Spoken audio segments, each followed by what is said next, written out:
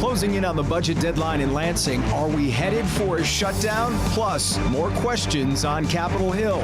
And day 14 of strike signs and picket lines. We'll talk about the fallout and the future. Today is Sunday, September 29th, 2019, and this is Flashpoint. And happy Sunday, everybody, and welcome to Flashpoint. I'm Jason Colthorpe, in for Devin this week, and what a week it's been. In fact, we've seen plenty of wild weeks in Washington since Donald Trump took office, but those finally gave way to an historic one. An impeachment inquiry launched for only the fourth time in American history, stemming from that whistleblower report. We'll talk transcripts, hearings, and more with our bipartisan panel, as well as what's happening at the state capitol, or more accurately, what's not happening. We're a day away now from a potential government shutdown.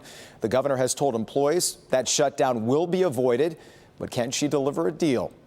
And our auto insiders are here as the UAW strike enters its third week. General Motors blindsided the union this week with a surprise move regarding workers' health care.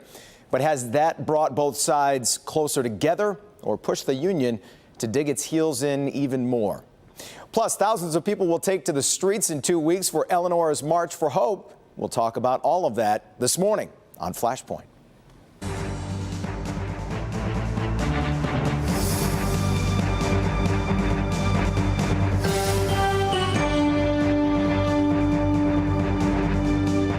Joining me at the table this morning, Stephen Henderson, the host of Detroit Today on WDET, and Republican strategist Dennis Darnoy.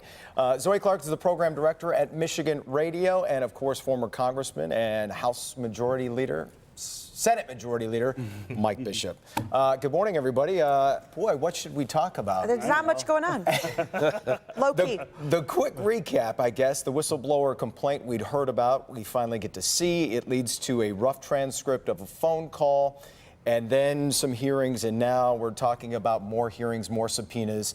Let's start with just a general question. Is this an impeachable offense? Start with you, Stephen. Well, I had a conversation with two constitutional law experts last week. One, Barbara McQuaid, who was the U.S. attorney here in the Southeastern District, or the Eastern District, and Richard Primus, who is a law professor at the University of Michigan. Both of them said that if what is alleged is true, there is no question that it's impeachable, that you cannot reach out to a foreign leader and ask for them to interfere in an election. This question of the quid pro quo and whether there was pressure brought to bear on that president is actually a separate question. That's whether it's an actual crime that he could be prosecuted for. This idea, though, just of reaching out and saying to a foreign leader, hey, I want you to investigate my political rival, is beyond the scope of what any president can do. Dennis, what do you make of it? Well, I think, as Stephen said, if, and that was the first word that he led with, and that's the whole point of the inquiry, is to see what happened, what do we know, and then is there something to move forward on? So that's the whole point of this inquiry, and that's what we're looking forward to see. Of course, the difference, though, is that impeachment, it's a political process, right? So criminal or not, it's a political process, and it's not for, of course, the four of us or even the American people to decide, but 435 Congress folks who all have some weighty issues to look over the next couple weeks. But in the end, it's about the Constitution. And the idea of impeachment is a very serious process. So we want to be sure. And when you listen to Adam Schiff open up his opening monologue in the Intel Committee, and it was just pure fabrication. It was all fiction created to try and drive this narrative. And I believe that they're doing that because they don't have the facts they need to drive this impeachment, which is a real shame because we've been doing this for the past 2.5 years of chasing this narrative. Because a lot of people are not satisfied with the outcome of the 2016 election. And you bring that up with what Adam Schiff did, and he did. It was kind of a dramatic reading almost. And then we see what Rashida Tlaib is doing with her T-shirts. Do Democrats have to be careful here on how they handle this? I think so. I mean, impeachment is not something the American people want to have happen or to see. They want to see Congress doing what they're supposed to do. We've got a lot to do on infrastructure. We've got a lot to do on health care. We've got a lot to do on immigration. How about all this talk about violence, gun violence in this country, and all the other issues that Congress is supposed to be doing?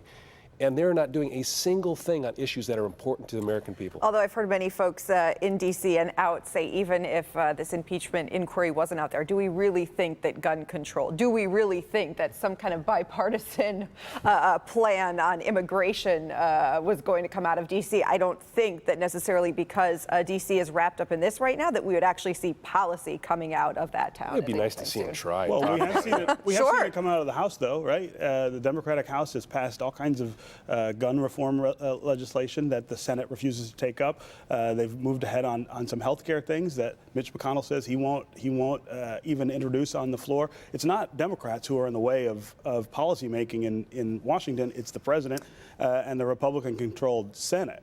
I think Democrats are very aware of the political implications, although, of course, the young Congress folks or the newbies who were not in the House under impeachment processes under Bill Clinton have been pushing for it much harder than, say, the Nancy Pelosi's or the Fred Uptons, who, of course, as a Republican wouldn't be pushing it, but is one of the actually only members of the Michigan delegation who is in the House, other than Debbie Stabenow, who, of course, is now in the Senate.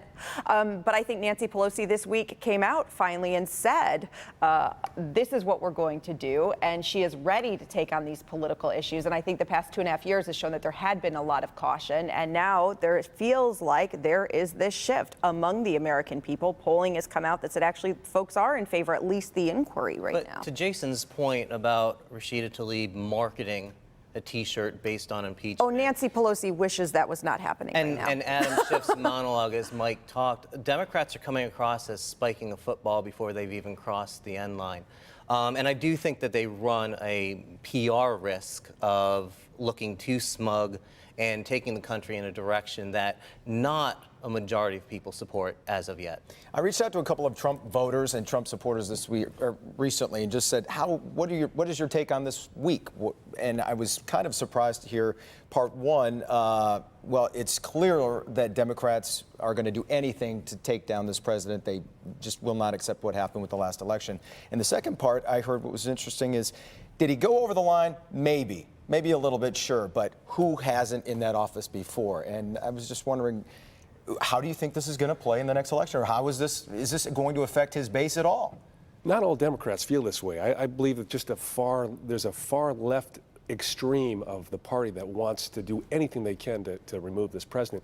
But I would make the point, and Stephen started this discussion off about contacting a foreign leader. We've had, for years, members of the Senate, members of the House contact foreign leaders asking for support and assistance on investigating matters, even if it's about political opponents. 3 United States senators did that exact thing to ask for help on the Mueller report. So this happens all the time. It's not a violation of the law to reach out. It may look bad, but it is not a violation of the law. Well, it's certainly it is a violation of campaign finance laws, for instance. I mean, you could absolutely get into trouble for doing that.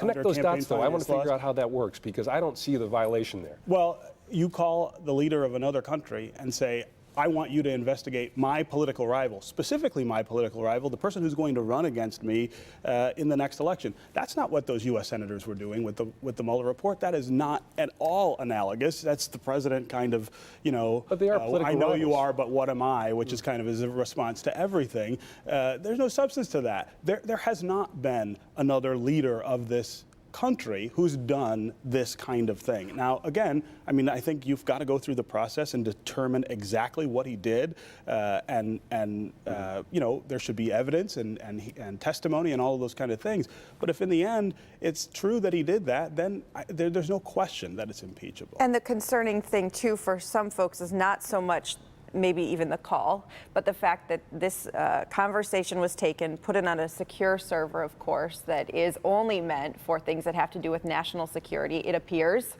from what we've read that this call did not meet those expectations of national security.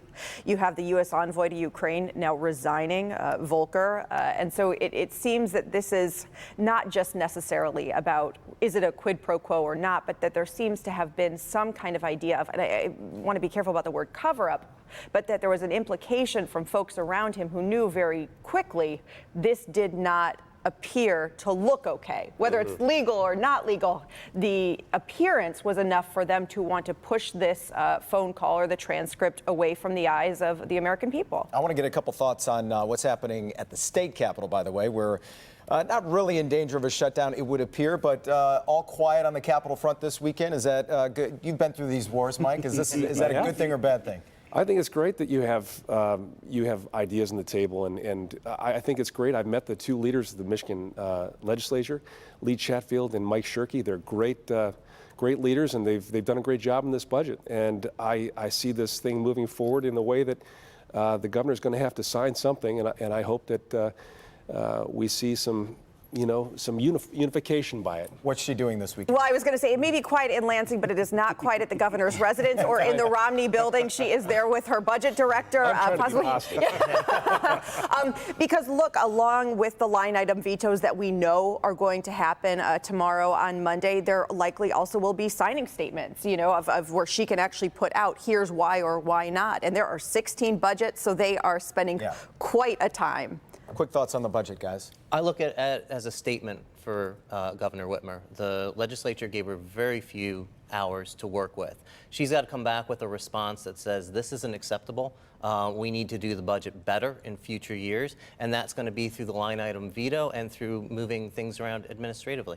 Yeah, I mean, this is the first crack for this group to work together.